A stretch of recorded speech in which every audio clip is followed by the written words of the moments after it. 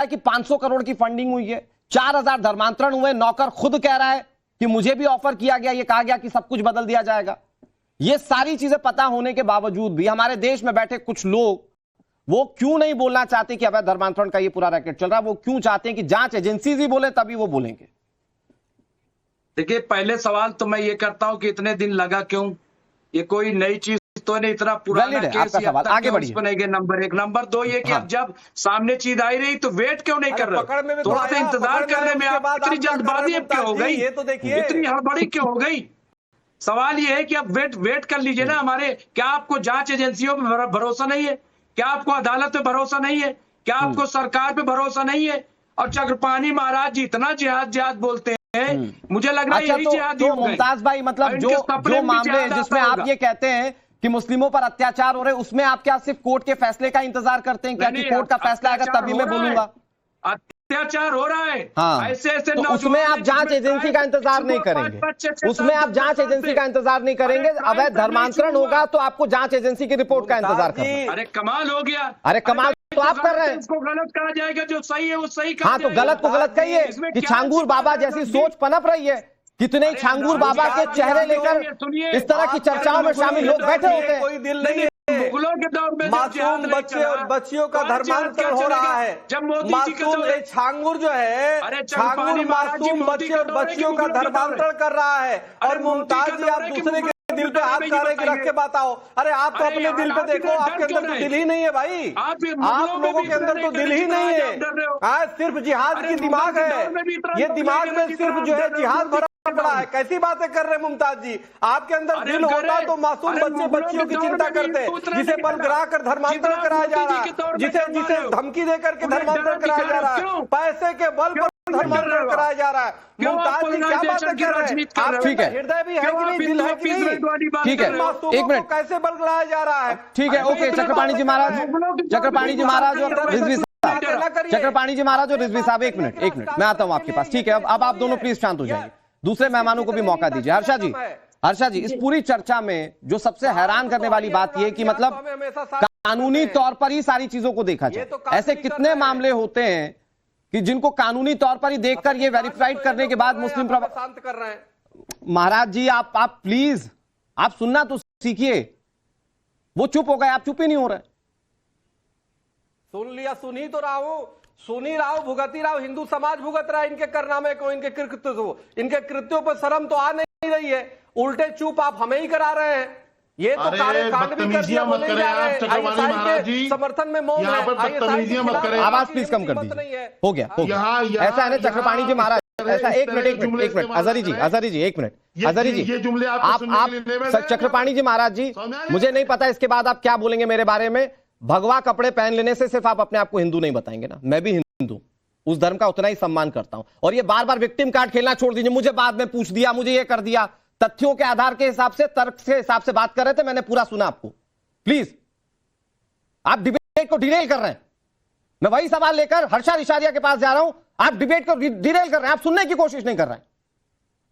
मुझे नहीं बोलने दिया, लास्ट में बोलने दिया, डराए जा रहे हैं। ये क्या है? आवाज नहीं आ रही आपकी। आई एम सॉरी, व्यक्तिगत टिप्पणी कर रहे हैं, आपकी आवाज नहीं आ रही। कोई व्यक्तिगत टिप्पणी नहीं कर रहा है और मैं बिल्कुल अच्छे से इस बात को देख रहा हूं कि आपको कोई व्यक्तिगत ना बोले। प्लीज इनकी आवाज कम कर दीजिए। महाराज जी, मैं आऊंगा आपके पास, आप बोलिएगा प्लीज। नहीं, व्यक्तिगत में नहीं बोल रहा, व्यक्तिगत तो प्लीज महाराज जी, इससे ज्यादा नहीं, हद है यार। ओके हर्षा जी तो मुझे ये बताइए कि इस चर्चा में शामिल हर व्यक्ति ये कह रहा है कि कानूनी कार्रवाई हो गई, या इस तरह के मामलों पर जब तक जांच एजेंसीज नहीं बोलेंगे तब तक हम कुछ नहीं बोलेंगे। लेकिन कितने मामले ऐसे हैं जिस पर जो मुस्लिमों से जुड़े होते हैं और उस पर फिर फाइनल वर्डिक्ट का इंतजार किया जाता है। वहां तो यह बता दिया जाता है कि मुस्लिमों को ही टारगेट किया जा रहा है, अल्पसंख्यकों को टारगेट किया जा रहा है। मुझे लगता है अब अल्पसंख्यक जैसा कोई शब्द बचा नहीं है, क्योंकि अब जब जनगणना होगी तो ये पता चल जाएगा कि कौन किस हद तक अल्पसंख्यक रह गया इस देश में। क्योंकि इतने धर्म परिवर्तन हो चुके हैं, इतने हो चुके हैं ना कि अब मुझे लगता नहीं कि अल्पसंख्यक जैसा शब्द इनको इस्तेमाल करना चाहिए। डेडलाइन आ गई जनगणना की, बिल्कुल और आनी भी चाहिए, और बिल्कुल सही जनगणना होनी भी चाहिए, क्योंकि अब ये इस देश के लिए बहुत ज्यादा जरूरी है। और ये जो गजबा हिंद का पूरा एक माइंडसेट चल रहा है, जिसको लेके पूरी बातें हो रही है, इतने सारे धर्मांतरण को लेके मुद्दे उठ रहे हैं, इतने सारे केसेस सामने आ रहे हैं, हर महीने कितने किसी न किसी स्टेट से कुछ ना कुछ सामने आता है। इशारिया जी, क्या गजबा हिंद का मतलब पता है आपको? क्या गजबा का मतलब जानती हो आप? आपने कभी पढ़ा है या ऐसी इन लोगों से सुन लिया है मीडिया वालों से और आप हम लोगों पे उस वोट डाल रही हो लफ्ज? बताओ तो आज आप मुझे सिखाइए कि गजबा हिंद क्या है। हो सकता है कि मेरा नहीं, मैं आपसे आप जो गजबा हिंद के नारे लगा रही हो, मैं पूछना चाहता हूँ आपसे कि आपने इसको आपने क्या समझा है? मैंने कौन से नारे लगाए हैं? वो जो सुनो ना, वो जो ना आपके जो धीरेन्द्र शास्त्री जी कह रहे हैं ना भगवा हिंद, वो उसके बारे में कुछ कहेंगे आप? वो हिंदू राष्ट्र की बात करते हैं, कुछ आप कहेंगे आप?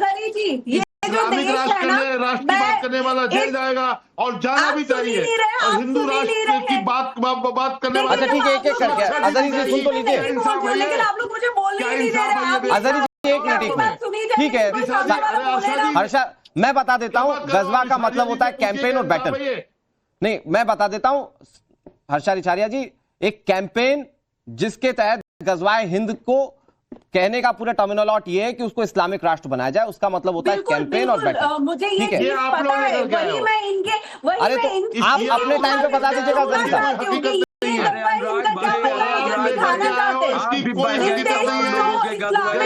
अरे बहने की आदत आपकी है मुमताज भाई, चाहे जहां बह जा रहे हैं, एक एक करके प्लीज।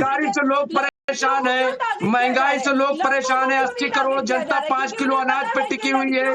आप कहा झींगुर मगरमच्छ घूम रहे हैं, सुनिए मगरमच्छ घूम रहे हैं, आप झींगुर में परेशान हो। अरे झींगुर उंगुर तो मार दिए जाएंगे, झींगुर उंगुर का क्या है, मगरमच्छ घूम रहे हैं। आप लोग कहाँ? अरे बेरोजगारी पे बात करो, महंगाई पे बात करो, प्राइमरी स्कूल बन रहे हैं उन पे बात करो। अरे सड़कें जो है 2 नंबर की सड़कें बनी हुई है, सड़कें बारिश में बही जा रही है, पुल टूटे जा रहे हैं, उन पे बात करो। आप देखिए प्लेन हमारा अहमदाबाद में क्रैश हो गया, बात कर रहे हो पूरे ये सब बातें करो। अच्छा एक मिनट, ओके हर्षा जी एक मिनट, नहीं ठीक है, नहीं मुमताज भाई हर्षा रिछारिया जी एक मिनट। देखिए मुमताज भाई, ऐसा है आप जो टॉपिक कह रहे हैं वो बिल्कुल देश के मुद्दे हैं और इन पर बात होनी चाहिए, बात होगी, करेंगे, लेकिन मुद्दा तो 4000 लोगों का धर्मांतरण भी है, इतने छांगुर बाबा ये भी है। आप क्यों भाग रहे हैं? आप क्यों भाग रहे हैं इससे? आप क्यों भाग रहे हैं इससे?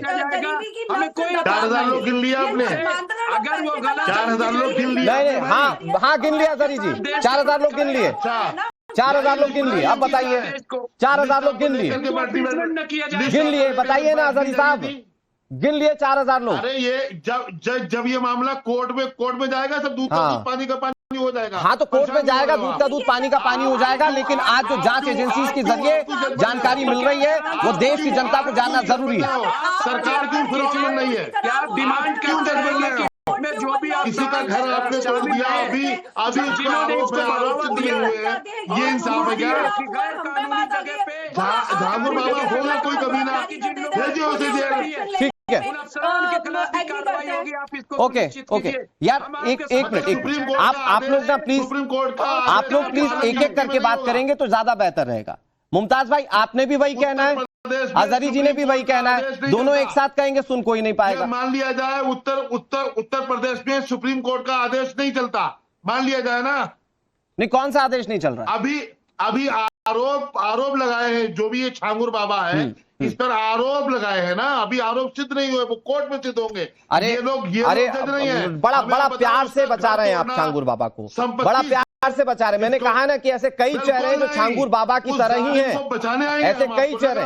नहीं, छांगुर बाबा की बात ऐसी है ना सर, 500 करोड़ के मनी ट्रेल के बारे में पता चला है, 200 करोड़ के बारे में पता चल चुका है। आप बताइए छांगुर बाबा ऐसा क्या करता था कि विदेशों से उसको 500 करोड़ रुपए मिले थे? मैं कह रहा हूं आप बता दीजिए। क्या आतंकवादी था? नहीं 30 साल के बाद निकल के आया, कोर्ट ने कहा भाई ये आतंकवादी नहीं था, उसके 30 साल आपने वापस दिए हैं क्या? बताओ। सिर्फ मुसलमान होना चाहिए आपके लिए, दाढ़ी टोपी होना चाहिए आपके लिए, और जो नहीं है उसको आप बदलवा देंगे, बात करेगा, जो नहीं है उसको बदलवा देंगे, बुरा लगेगा। नहीं, जो नहीं है अजहरी सर उसको आप बदलवा देंगे, या तो उस तरह की फैक्ट्री को सपोर्ट करेंगे जो छांगुर बाबा चला रहा था। आपका दीन आपके लिए, हमारा दीन हमारे लिए। कोई इस्लाम में कोई जबरदस्ती नहीं। बाबा ने किया। अच्छा चलिए, तो थोड़ा फैक्चुअल बात करते हैं। एक मिनट अजहरी साहब, एक मिनट अजहरी साहब, एक मिनट ठीक है। मैं रिजवी जी आपके पास आ रहा हूं, फिर जुबैर भाई आपके पास, और फिर उसके बाद चक्रपाणी जी महाराज। तो मैं रिजवी साहब, पूरी जो हमने रिपोर्ट जो दिखाई चर्चा से पहले, उसमें हमने उस नौकर को भी सुनाया जो शांगुर बाबा के यहां काम करता था। तो उसने बोला कि मुझे तो प्रलोभन दिया गया। भाई अवैध धर्मांतरण के खिलाफ तो आप भी है ना। सुनवा सकती है साहब।